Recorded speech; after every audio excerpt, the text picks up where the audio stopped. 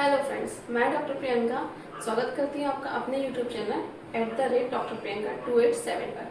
तो फ्रेंड्स, आज हम ये देखने वाले हैं कि जो महिलाओं में समस्याएं होती है वाइट डिस्चार्ज की, तो वो क्यों होती हैं, क्या कारण होता है उसका, और बार बार अगर आपको ऐसी परेशानियां हो रही हैं तो उसे हम उसका बचाव कैसे कर सकते हैं।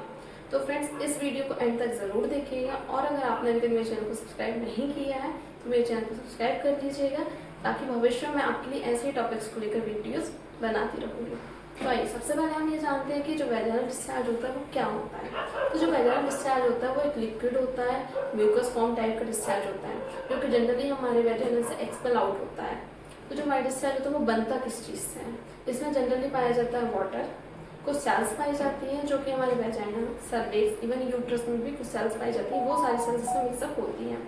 दैट इज म्यूकस फॉर्म होता है। इसके अलावा कुछ बैक्टीरियाज भी इस डिस्चार्ज में जो है कि पाए जाते हैं। ये जो बैक्टीरियाज होते हैं वो हमारे वेजाइना के हेल्दी बैक्टीरियाज होते हैं जो कि हमारे वेजाइना के हेल्दी पीएच को मेंटेन करने का काम करते हैं। अब नेक्स्ट क्वेश्चन ये आता है, क्या वाइट डिस्चार्ज नॉर्मल भी हो सकता है? जी हाँ, वाइट डिस्चार्ज नॉर्मल भी हो सकता है। जो वाइट डिस्चार्ज होता है, अगर आपको मान के चलिए 24 घंटे के अंदर 2 to 5 ml तक वाइट डिस्चार्ज हो रहा है और उस वाइट डिस्चार्ज में आपको किसी भी तरीके की फाउल स्मेल फील नहीं हो रही है, कोई ऐसे थिकी स्टिकी कट लाइक फॉर्म नहीं है, आपको उसकी वजह से कोई इचिंग नहीं हो रही है प्राइवेट पार्ट में, कोई रैसेस नहीं है, किसी भी तरीके की कोई फीवर आपको डेवलप नहीं हो रहा है, नीचे की तरफ पेट में दर्द नहीं हो रहा है, इवन इंटरकोर्स के बाद भी आपके पार्टनर को कोई भी किसी भी तरह की प्रॉब्लम्स नहीं हो रही है, तो white discharge normal white discharge कहलाता है। जो वाइट डिस्चार्ज होता है ये टाइम के according lady to lady vary करता है। जैसे कि मान के चलिए कुछ कंडीशंस होती है कि जैसे आपकी प्रेगनेंसी है, प्रेगनेंसी के टाइम पे आपको वाइट डिस्चार्ज का फ्लो थोड़ा सा बढ़ जाता है। देन इसके बाद जो आपके पीरियड्स हैं जब आने वाले होते हैं, इवन पीरियड्स जब चले जाते हैं तो उसके बाद में थोड़ा सा वाइट डिस्चार्ज का फ्लो बढ़ता है। इसके अलावा ओवुलेशन के टाइम पे इवन आप इंटरकोर्स करते हो उसके बाद वाइट डिस्चार्ज का फ्लो बढ़ता है, बट ये नहीं है कि वो वाइट डिस्चार्ज का फ्लो अगर बढ़ रहा है तो white discharge abnormal white discharge है। अब बात करते हैं, क्या वाइट डिस्चार्ज अबनॉर्मल भी हो सकता है? हाँ बिल्कुल। अगर आपको किसी भी कंडीशन में जैसे वाइट डिस्चार्ज हो रहा है और वो वाइट डिस्चार्ज की वजह से आपको पेट भर में रैशेस हो रहे हैं, इचिंग हो रही है बहुत ज़्यादा, बर्निंग सेंसेशन है, यूरिन करने में पेन हो रहा है, नीचे की तरफ एब्डोमेन में पेन है, पीछे कमर में आपको दर्द होता है, इंटरकोर्स करने के बाद आपके पार्टनर को वहाँ पे कट्स लग जाते हैं, उन्हें इचिंग होती है, उनको बर्निंग फील हो रही है, तो ये सारी कंडीशंस होती हैं कि वो वाइट डिस्चार्ज अबनॉर्मल कंडीशन में कहलाता है। इसके साथ ही अगर आपको अपने वाइट डिस्चार्ज है अल्टीमेटली कोई भी चेंजेस फील होते हैं, जैसे लाइक जो हमारा वाइट डिस्चार्ज नॉर्मल होता है वो म्यूकस लाइक फॉर्म होता है, बट अगर वहाँ पे अगर आपको कट लाइक फील हो रहा है, बहुत स्टिकी थिकी है, इस टाइप का डिस्चार्ज फील हो रहा है, तो वाइट डिस्चार्ज अबनॉर्मल साइड में आता है। तो हम नेक्स्ट बात करते हैं कि वाइट डिस्चार्ज होने के कारण क्या क्या हो सकते हैं। सबसे पहला कारण जो इसमें आता है वो होता है इन्फेक्शन। अगर आपको अपने रिप्रोडक्टिव सिस्टम में किसी भी तरीके का कोई भी इन्फेक्शन हुआ है तो वो कारण आपके वाइट डिस्चार्ज डेवलप होने का कारण बन सकता है। सेकंड कंडीशन आती है यहाँ पे कि आप लोग आजकल देख रहे हैं कि जैसे कि लोग टैम्पन्स यूज़ करते हैं पीरियड्स के टाइम पर, तो जो टैम्पन्स होते हैं वो कई समय तक लगे रहते हैं, आप बहुत जल्दी उनको एम्प्टीज नहीं करते हैं, तो ब्लड में पाए जाने बैक्टीरिया उस चीज़ को इफेक्ट करते हैं।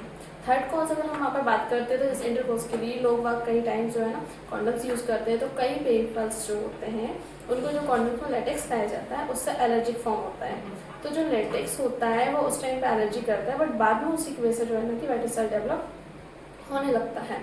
तो ये कंडीशन है। फोर्थ कंडीशन आती है कि जनरली जैसे कुछ पेशेंट होते हैं कि वो हाइजीन मेंटेन करने के लिए कुछ क्लींजर्स, कुछ सैनिटेबल सोप्स, इस तरीके की चीज़ें यूज़ करते हैं, तो वो कंडीशंस भी जो है ना इस इन्फेक्शन कॉज करने का काम करती है। लास्ट इसमें आता है कि जब आप पैड्स यूज़ करते हैं, अगर आप अपने पीरियड टाइम में जो पैड्स यूज़ कर रहे हैं वो दिन में अगर 10 to 12 आवर्स तक अगर आप अपना पैड चेंज नहीं कर रहे हैं तो उसकी वजह से भी वैजाइनल इन्फेक्शन हो सकता है और उसकी वजह से वाइट डिस्चार्ज का कारण बन सकता है। इससे मोस्ट कॉमन कॉज जो है वो आता है आपका एसटीडी ट्रांसमिटेड डिसीज। इसमें किसी भी तरीके का इन्फेक्शन जो है आपके वैजाइनल वाइट डिस्चार्ज का कारण बन सकता है। अब बात आती है कि हम इसको प्रिवेंट कैसे कर सकते हैं।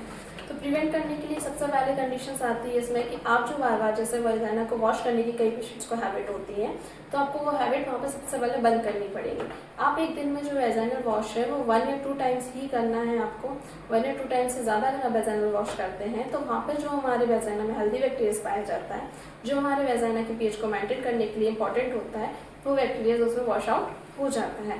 और उस बैक्टीरिया के वॉश आउट होने की वजह से जो है ना कि आपका जो वेजाइना होता है वो ससेप्टिबल हो जाता है। जब ससेप्टिबल वेजाइना होता है तो वहाँ पे जो अननेसेसरी बैक्टीरियाज होते हैं उनके डेवलपमेंट के लिए बहुत अच्छा एनवायरनमेंट क्रिएट हो जाता है। तो इसलिए जो है कि आपको यहाँ पर वेजाइनल वॉश 1 या 2 टाइम्स ही करना है।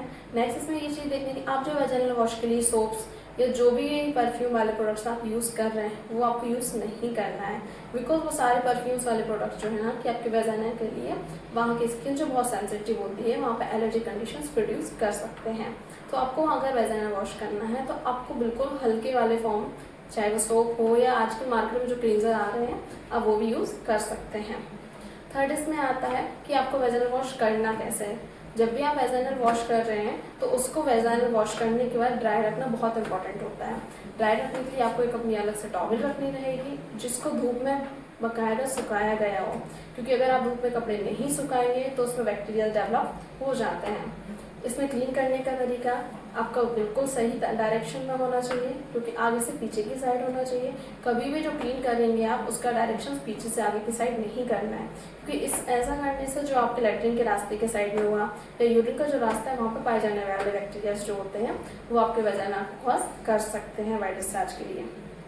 थर्ड इसमें आता है कि अगर आप जैसे कोई भी सोप्स वगैरह ऐसे यूज़ नहीं कर रहे हैं तो आप नॉर्मली बॉइल्ड वाटर के जरिए भी जो है अपने वेजाइना वॉश कर सकते हैं।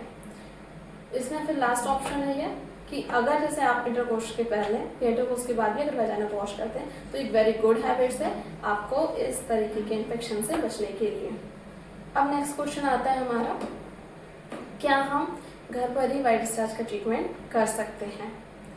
मैं एक एज अ डॉक्टर आपको ये एडवाइस बिल्कुल नहीं करूँगी कि आप घर पर वेजाइनल डिस्चार्ज का ट्रीटमेंट करिए। क्यों? क्योंकि आपको उस चीज़ का नॉलेज नहीं होता है। जो वाइट डिस्चार्ज होता है वो कई तरीके का वाइट डिस्चार्ज होता है।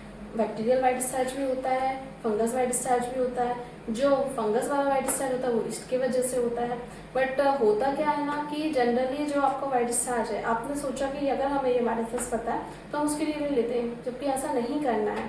आपको किसी अपने नियर बाय अच्छी गायनेकोलॉजिस्ट के पास जाना है। गायनेकोलॉजिस्ट आपका एग्जामिन करेंगी, वो आपको प्रॉपर कंडीशंस बताएंगी कि आपका वाइट डिस्चार्ज कौन सा वाइट डिस्चार्ज है, बैक्टीरियल वाइट डिस्चार्ज है या फिर फंगल वाइट डिस्चार्ज है, और वो उसी के अकॉर्डिंग आपको जो है ना कि आगे मेडिसिन प्रिस्क्राइब करेंगी। इसके अलावा अगर जैसे आपके हस्बैंड को भी प्रॉब्लम हो रही है कि उनको भी कट्स लग रहे हैं या कुछ बर्निंग टाइप के सेंसेशंस हो रहे हैं तो आपके ट्रीटमेंट के साथ साथ उनका भी ट्रीटमेंट किया जाएगा।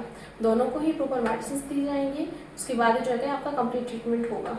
इसमें आपको घर से बिल्कुल भी ट्रीटमेंट नहीं करना है, क्योंकि समटाइम्स क्या होता है कि अगर आपको मेडिसिन पता है और उस कंडीशन मान के चलिए आप वो मेडिसिन ले रहे हैं, जबकि ऐसा बिल्कुल नहीं है। आपको अगर मान के चलो ईस्ट इन्फेक्शन है बट आप वहाँ पे जो मेडिसिन ले रहे हो वो बैक्टीरियल इन्फेक्शन की मेडिसिन ले रहे हो, तो ऐसी कंडीशन है वो इन्फेक्शन जो है वो क्योर नहीं होगा, इवन वो इन्फेक्शन और ज़्यादा बढ़ जाएगा। तो हमको ये गलती बिल्कुल भी नहीं करनी है फ्रेंड्स। इसलिए अपने डॉक्टर्स को ज़रूर दिखाइए, उनसे ट्रीटमेंट लीजिए, उन्हीं से सलाह लेने के बाद ही आपको आगे की प्रोसीजर कंप्लीट करनी है। Thank you. अगर फ्रेंड्स इसके बाद भी अगर आपको कुछ क्वेश्चंस लगते हैं तो आप मुझे कमेंट बॉक्स में करके बता सकते हैं। मैं कोशिश करूँगी आपके सारे क्वेश्चन